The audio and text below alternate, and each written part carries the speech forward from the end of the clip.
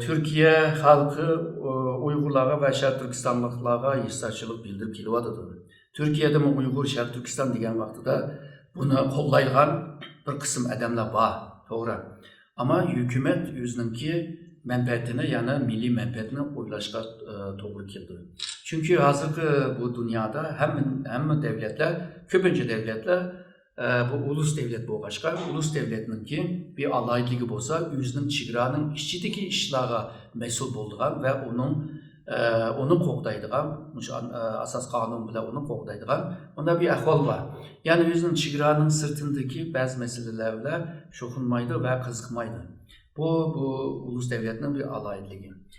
Ama Türkiye'de halk tarafdan şu yalnızla Uygur emas, qolgan Müslüman, qolgan Türklerime sahip çıkmadı aslında. Filistinliklarga sahip çıkmadı ama Uygurlarga sahip çıkışı hem din cetten bir kıyırdaşlık münasebeti var, hem de millet cetten bir kıyırdaşlık münasebeti var.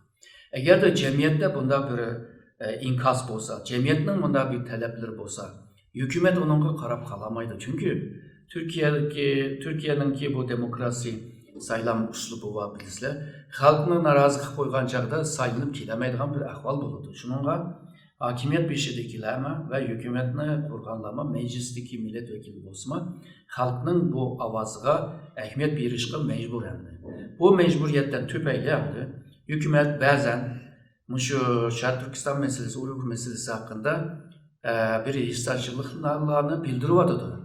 Bultum 2. ayda şuna bir ahval oldu. Majilmi 2. ayda bunda bo'lib qoldi.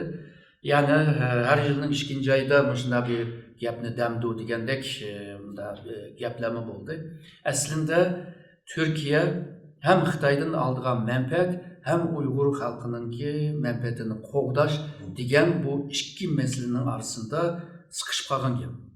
Hem Uygurlarni qo'g'dalish için hem de bu Xitoydan aldığı menfaatini alalish için naydi tamponluq bir siyasetini ilib berish lazım. Ve Türkiye devletime naydi akıl paraset bile bu işini ilib berishga mecbur bo'ladi. Şoňaşqa bazen Xitoy bilan yaqinlashib menfaatimni olaman degan vaqtida bazen de Uygurlarga hissarchilik bildirib, Uygurlarning ko'nglini ve shundaqla Türkiye'de Uygurlarni qo'llaydigan şu cemiyetdeki halkının ko'nglini ilishga tirishayotdi. Yani bu ikki menfaatning arasında sıkışıp qolg'achqa birdam mandaq deydi, birdam andaq deydi deb, manda tushunsak bo'ladi deb o'ylayman.